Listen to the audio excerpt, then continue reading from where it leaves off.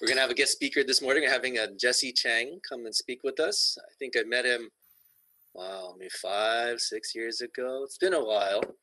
And he was with his organization called Kingdom Causes. Now he's with they spun off and created their own organization called Catalyst. And they help to link churches to needs in the community. And he's done a really good job of networking with a lot of the Alhambra, the police, I don't know if it's the mayors, the Temple City, not Temple City, the Alhambra, the school district, basically. Oh yeah, Alhambra Unified, yeah. Yeah, Alhambra Unified. And so he's put all these different events together where he's got the church, and then he's had these community leaders have opportunities to talk and just kind of meet some of the needs there. And so I just wanted to invite him in to just give God's word to us and just to kind of explain more about what his ministry is. All right. Thank you, Pastor Keone. And thank you for coming. This is my first time preaching via Zoom, so hopefully we won't have any problems. But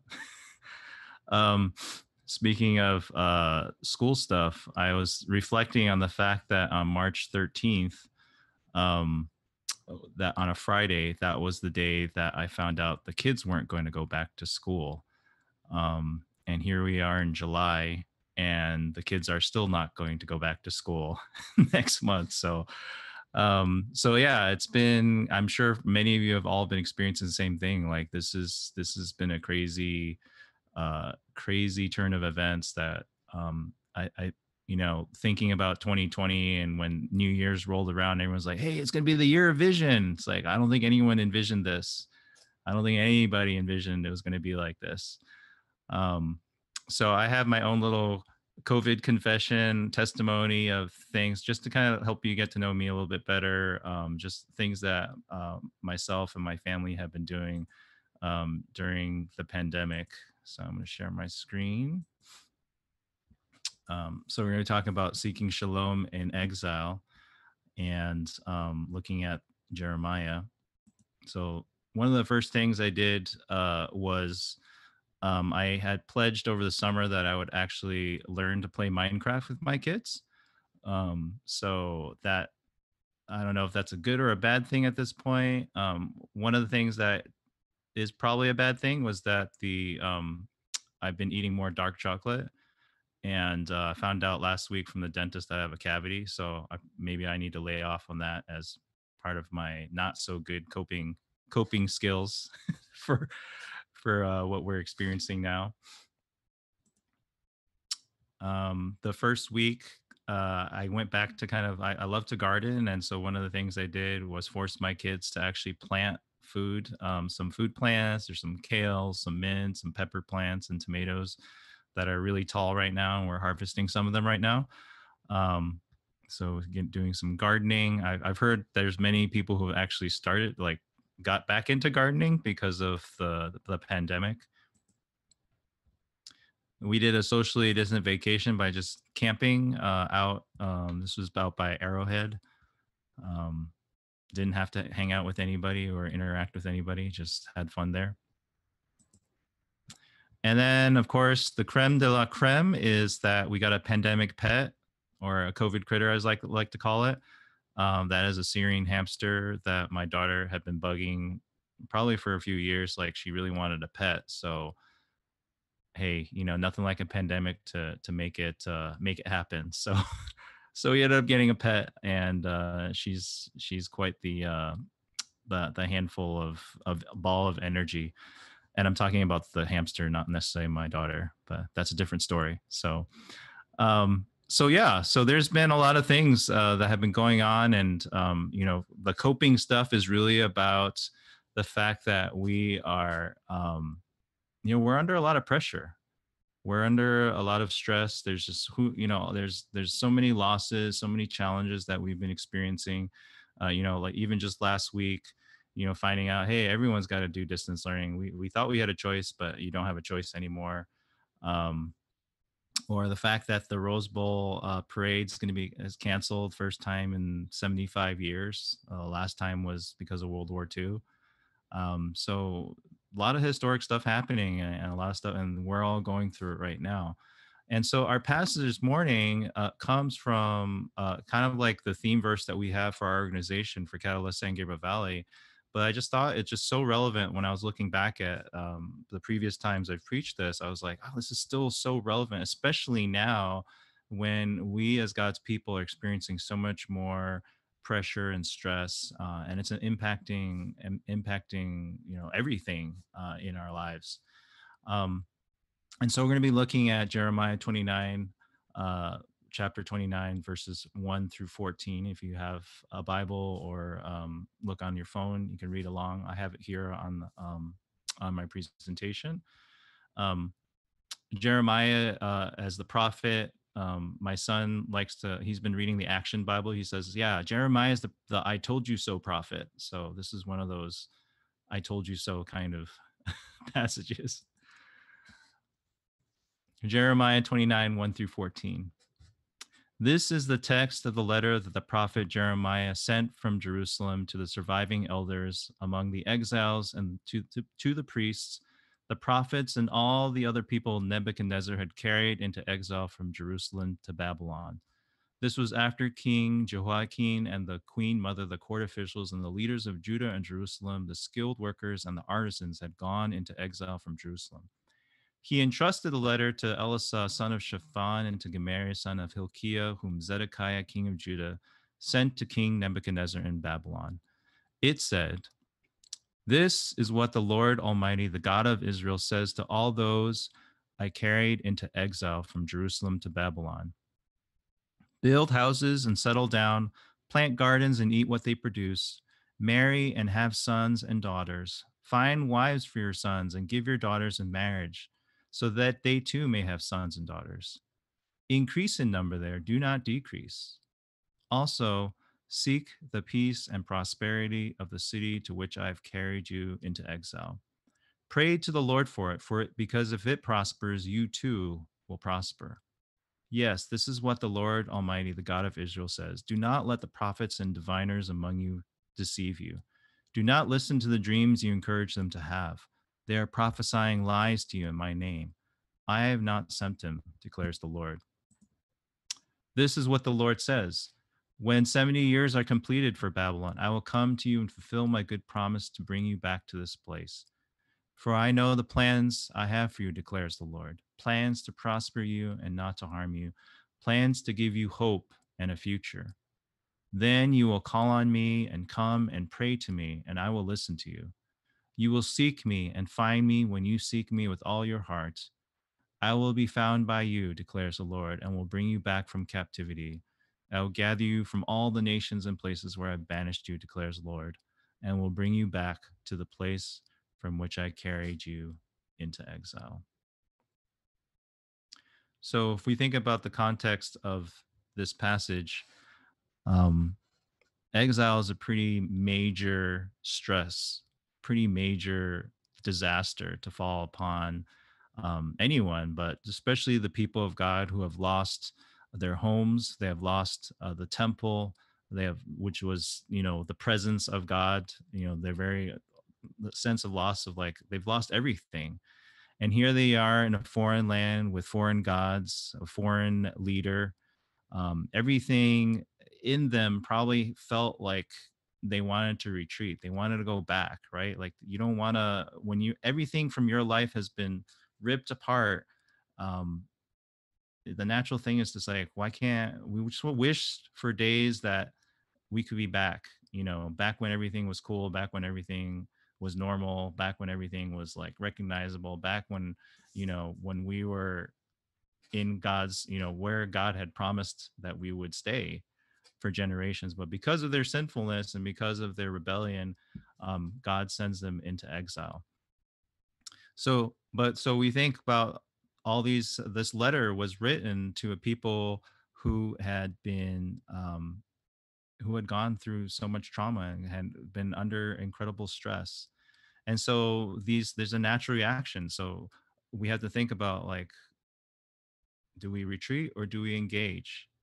Now that we've been forcibly removed in this place, in Babylon, no longer in Jerusalem, but in Babylon, do we just retreat back and just hope for the way things used to be? or do we have to think about like this new home, this new normal that we're in now, and have to engage? Um, and it's important to kind of realize too, like Jeremiah writes this letter not in he doesn't write this in a vacuum. There are other prophets that are working the streets, they're like going out and also saying other messages to God's people. And so Jeremiah is very clearly saying like those are false prophets. Those are people who are not telling you what God has in store for you, what God really wants for you. And basically, before this letter was sent, one of those false prophets had talked about the yoke, something that everyone in Israel would have understood. Like anyone in ancient times would have understand. A yoke is what you put on top of oxen so that they can plow fields, so you can grow food. And so a yoke is something you put on top of a beast of burden upon an oxen, and that these yokes um, kind of symbolized, like the, who's going to be the authority over you. And so one of these false prophets was telling the people and telling like Jeremiah is wrong. This yoke is only going to be on us for 2 years. We're just going to be tourists for a little while here in Babylon. Take your pictures, but don't unpack your bags. God's going to bring us home real soon. So you can imagine, just from the passage we just read, the letter that Jeremiah sent, when he's not saying 2 years, the yoke's not going to be for 2 years, but for 70 years. Can you imagine like people who have gone through this trauma, who have gone through all this stress? Like if you had to choose between dealing with like even just, I remember when my kids were told to go home on March 13th, that her teacher, I think my daughter's teacher said, "Hell, we'll see you after spring break." It was like maybe 2-3 weeks. And we're like, okay, well, maybe that's what's going to happen. Yeah, it's been a little longer than 3 weeks. I think I would have chosen 3 weeks over what we've been dealing with now, which is like going on our fifth month. And so naturally we think like the false prophets, like who have been telling God's people, hey, we're only going to be here for 2 years. Like who would you want to, what does your heart really want to listen to? Does your heart really want to stay for 70 years in a foreign place? Or is it going to be like, hey, 2 years, I can maybe handle 2 years, but 70 years, I'm not even be around to see when God is going to bring our people back home. So that's a pretty tough. So when you think about what Jeremiah is writing here, this is very hard pill for the people of God to swallow at the time. And so Jeremiah is saying like, well, if this is the case, if this is what the Lord is saying to God's people, that's not going to be 2 years. It's going to be 70 years. It's going to be for a long time. Then we have to have a different kind of attitude about the time that we're spending in this place. And so again, to kind of reiterate the point, the false prophets are saying, hey, we can just be tourists for about 2 years. I think Jeremiah is saying, calling God's people and say, hey, we need to be pioneers. We're going to be starting, we're going to be building new homes. We're going to be starting families. Our kids are going to have their kids. This is going to be for the long haul, and it's going to be hard, but it is something that God is calling us to do. And if we think about just even this whole idea of like being a tourist or a pioneer, just imagine like what a tourist brings as opposed to what a pioneer brings. A pioneer brings like everything they need like in order to start a new home. A tourist just brings like, you bring your camera, you bring like, you don't bring stuff that's going to be for like all seasons and weather, because you're only going to be there for a short time. And it's the same thing with your attitude. Your attitude as a tourist is like, hey, I'm just here for a little bit. Maybe meet some cool people, take some pictures, see some awesome stuff. But there's always the mindset that you're going to be going home after whatever period of time you're going to be on vacation. And then same thing, like when you're a tourist, if there's a challenge, say like you're in Florida and there's like going to be a hurricane, you're going to be like, okay, I'm out of here. Or if there's any sort of unrest, like you're like, okay, I'm going to take the quickest flight out of this place so I can go back home to safety. But that's not the attitude of a pioneer. It's like when a challenge happens, a pioneer is just going to have to figure out like how to adapt, how to deal with the hardship and overcome, or at least survive the challenges that come to them. And so this attitude of the tourist or pioneer, I think, is really important for us to understand, like as God's people. When we're dealing with some of these kind of long-term sort of stresses and trauma, are we hoping to just kind of be like the tourist and say, hey, this is only going to be a short time, we just need to like ride it out, and then God will just bring everything back to normal? um, or is it going to be like, what is the Lord trying to teach us during this time of hardship, during this time of trauma? And I feel this too. There's a part of me that just wants to get back. Like, I never thought I would love to just want to go back and into a church building and just simply just sing a worship song, like even just one worship song together corporately would be so awesome, like in a way that I never appreciated before, COVID. um and yet there's a part of me that's like, well, Lord, obviously that can't happen right now. So what are you trying to teach us now? What is the, taking on a more of a pioneer mindset, like as these challenges are coming up, how are we, is there something that the Lord is trying to stir in us, about what truly is important, to be God's people during this time? And I think Jeremiah is basically writing, um, and calling God's people to be pioneers during these challenging times. So, what is God calling His people to do when they're in exile? What are they called to seek? And it's in verse 20, chapter 29, verse 7, when He says, "Seek the welfare, the peace and prosperity."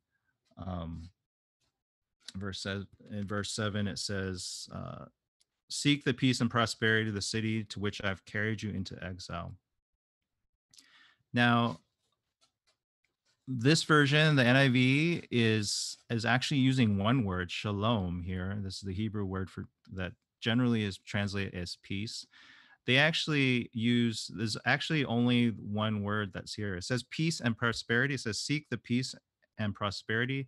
The word prosperity does not appear in the Hebrew text. It's actually just the one word, shalom. And I think the reason why is the translators wanted to say a little bit more than just peace, like the way we kind of tend to peace. So they added prosperity to kind of give you a little bit more of a well-rounded idea of what shalom can mean, in Hebrew. So when God says, seek the peace and prosperity of the city, it's like basically saying, seek the shalom of the city to which I have carried you into exile. And shalom has also been translated as welfare, as well being, or for the good in other translations. And so it's a much broader term than just peace, like in like the absence of war or a feeling of like harmony with the universe. Like that may be included in it, but shalom is a much richer word in Hebrew. And so therefore, uh, we need to understand like shalom is a much deeper word for us to dig into. And this is what God is calling the exiles in Babylon to do, is to seek the shalom of the city. And a helpful definition is, this is from Tim Keller. He's the famous pastor. Also, I think he's dealing with cancer right now. So like another loss that I had found out recently. But he talks about shalom as the webbing together of God and man with all of creation to create universal flourishing. So that's like physical, psychological, social, I mean, spiritual, like all the aspects of what it means for us to be living on this earth. Like when all those pieces are coming together in a good way, there's flourishing. And the way I like to talk about, like, or the way I kind of envision flourishing, is thinking about like a tree, just like in the Psalms, like a tree planted by streams of water, deeply rooted, able to produce fruit. Flourishing really is kind of the goal of like what shalom is about. And so Jeremiah is writing to God's people who are dealing with stress, dealing with trauma in exile, and saying, like, we just like you are going to flourish here in this community, in this foreign country, so too you are called to seek that flourishing for the city and the community that you are in now. Remember, you're going to be here for a while. You're going to be here for at least 70 years. And so all these pieces, so shalom is this rich thing that God is calling um, the people of Israel in exile to pursue in this foreign country. And this idea of shalom is also connected to in the New Testament with when Jesus talks about, inaugurating the kingdom of God.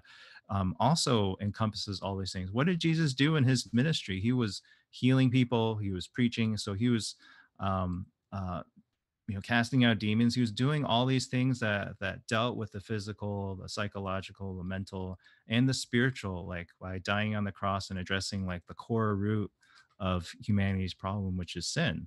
um, and so shalom and the kingdom, all of these pieces are things that are interconnected to sort of God's sort of desires for what he calls God's people to do, even in times of stress and trauma. And so one of the ways like we've tried to do this like with Catalyst, is as we've partnered with churches, we partner with churches to really like find those in our community who are not flourishing. So we've been working for the last like 4 or 5 years, really trying to connect and to minister using churches and their resources and their people, to really bless those who are already kind of on the edge. So they're considered homeless in the school district, not necessarily out on the street, but they could be in motels, they could be couch surfing. Most commonly, they're doubled or tripled up in kind of really tight living situations. And so anything from food, like giving resources for food, uniforms, backpacks, supplies, rental assistance, all of these things are ways that we've partnered with churches to continue to help these youth and families flourish, survive, and then, with the goal of really seeing them flourish. And we've also been doing things like curriculum for teenagers to talk about healthy relationships, and all these other kinds of. We've also been doing some support groups for teenagers and junior high kids. One of the continuing ed schools down on Main Street, close to where your church building is. There was some of our staff partnered with a local church there, youth pastor, who ended up, there were some rough kids. I mean, they were like, they're on their, they're not in juvenile hall, but like if they keep going the way they're going, like that's what's going to happen. No family support, hate to be at home. And so there's this guys group that they would meet with regularly, just to try to encourage them, support them. And I don't know if the pandemic helped or something like that, but they all ended up graduating. So I mean, that was a huge win for those guys.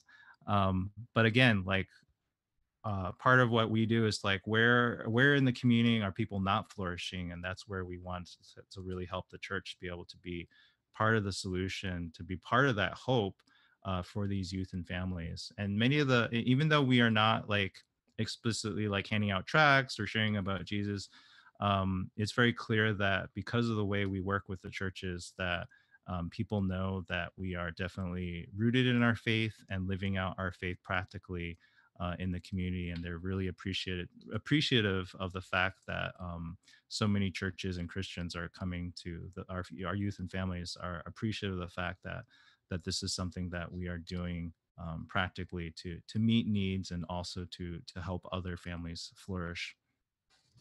So, um, but we have also been impacted by the fact that there's no school, there's no church, so there's this was just something like I took a picture of this outside of a Ralph's because I felt like this just kind of captures like what we're being asked to do like every day. Please wait here. because we have to wait for everything, like wait for a decision about school, wait for a decision about this. um and and one of the things we've encountered is like we work with churches and we work with schools, and none of them are in a traditional sense right now. Like there's nobody, kids aren't going back into school in the fall next month. Churches for now are, just last week, right, like we're asked not to reopen or to end up closing down again.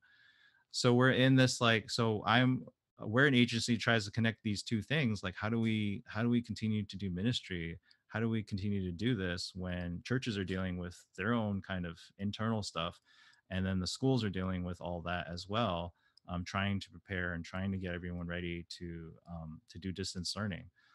um, and so here we are kind of with this same kind of challenge. um, and like, so how are we supposed to do this? And but again, I kind of go back to, like, are we a tourist or are we a pioneer? If I was a tourist, I'd be like, you know what, we're just going to shut all our operations down, and just wait until everything goes back to normal, before the pandemic. And but I know that's not what God calls us to do. Like and I think, like, after these last few months, um there's a couple of things that I just feel like we can kind of draw into, as God's people. How do we continue to seek shalom as God's pioneers? Such a great statue, just looking out into the future, whatever hardships may happen. God still calls us to seek shalom, to seek the flourishing of our community. And I think one thing that I've been realizing as we've all been journeying this as God's people is, to really lean into God's character. And I think verse 11 really captures that. I know, like, people kind of make this very much an individual thing, but I think this is as much a corporate thing as well, because this was written to all of God's people who are in exile. For I know the plans I have for you, plans to prosper you and not to harm you, plans to give you hope in a future. So even with the Lord's correction in the exile, um, God's character really is, to give hope, to give and to give a future. Like, God's care is still something that we need to just really lean into during the season, and to remember that His character is really about, wanting to benefit, wanting to grow us, wanting us to continue to grow and to flourish, just like the word shalom that we've talked about. And I think this is something that uh, maybe is captured a little bit in some of the slides I was sharing at the beginning. Is that, we should be taking this season to think about what are activities that really help us flourish and remember God's goodness and grace in our lives. One of the things that we ended up doing, and I'll show you on this next slide here. It's just remembering, like, one of the things I've kind of leaned is like, hey, we're still the church, right? I mean, even though we're online, even though there's, like, we're dealing all this stuff, like, we're still the church. And we can still yeah, we can still be the church, even when we talk a lot about, like, oh, the church isn't about a building, but wow, we are really leaning into that truth of the church is not the building. It really is about the people. But it's so much harder, right? We have to be much more intentional about meeting. This was a Zoom meeting of residents in Monterey Park who are Christians from all different churches. We got together, just coming together and pray for the city. And we had, like, the police, we had fire, we had city council, we had local hospital, Monterey Park Hospital. They all came to just basically help us to, share what's going on during this pandemic, and then we could all pray for what was happening in our city. And so it was a beautiful thing. It was something that never would have happened until something like this happened. And then we felt like, hey, we need to be the church. We need to pray for our community, pray for our city, pray for our first responders. And I just felt like, yeah, this is something that this is an opportunity for us to really think about how God is maybe helping us to redefine, like, what our priorities are. as a church, moving forward after this, whenever this ends. um, it would be a shame if things stayed the same, right? If it's just like, oh, okay, finally we can just do everything that we did before. I have a spiritual director who told me like all the ministers and pastors that he meets with, they all say like we don't want things to be the same after the pandemic. And I hope and pray that the LA Chinese Alliance Church in Alhambra will not be like, okay, finally we can just go back to the way things were, but we'll be challenged to think about like what has God been teaching us as a community for us to be able to continue to seek shalom, not just for ourselves but for our community as well, for the city of Alhambra, for the larger community. And so I think just encouraging you, just to do things like, one thing I've been doing has been more walking in our neighborhood. I've seen a lot more people walking in the neighborhoods, and just incorporating prayer. I live right next to Monterey Park Hospital, and so walking past there, praying for, now that we have a connection there, praying for what's going on there, praying for the COVID patients that are in the hospital. This is just one way of us being aware of like our neighborhoods more, and just praying for our communities wherever we're at. And then another aspect is just to really think about like how can we join or support what's already happening. I don't know if your church is already, I think your church might have already helped like First Baptist, right? um, they had mentioned that they got support from other churches, but First Baptist is the only organization left, secular or church-wise, that is giving out food, and they've been giving out food every single Thursday since the pandemic started. And they're all masked up and everything like that, but they've been giving out like what maybe, I think pre-pandemic they were maybe serving like 100 families. Now they're reliably serving like maybe 300 plus families every single Thursday, just because the need has just ballooned.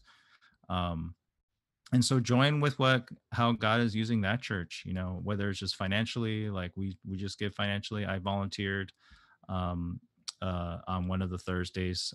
Those are ways that we can still step out in faith and still be responsible about like putting our mask on and still serving those who are in need.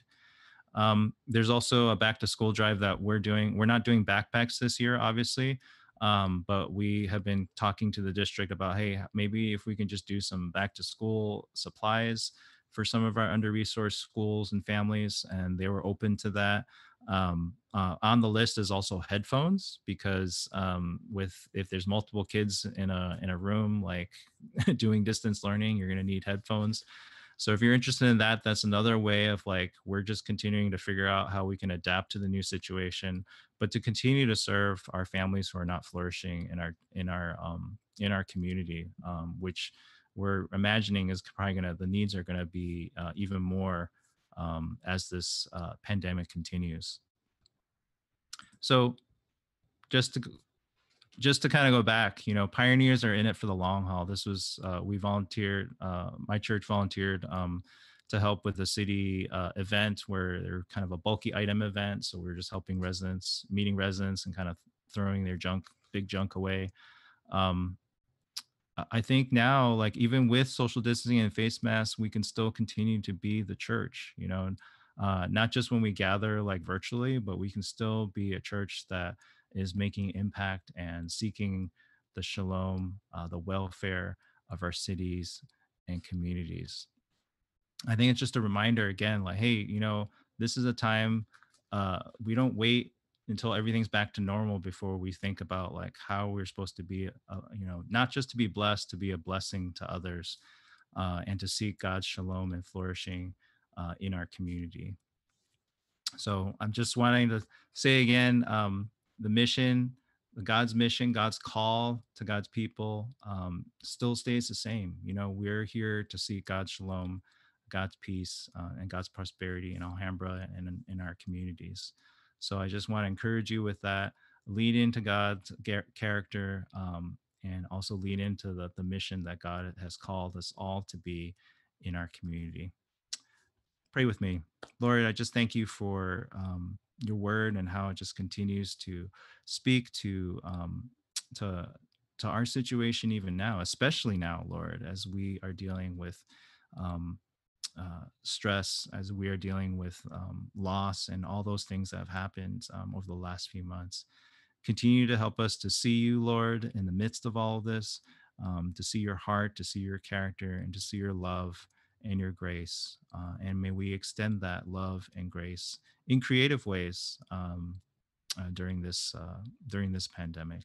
And so I just pray for this the English ministry here at LACAC, and just ask, Lord, that you continue to inspire them um, to to lean into you, and to also remember your heart for the larger community.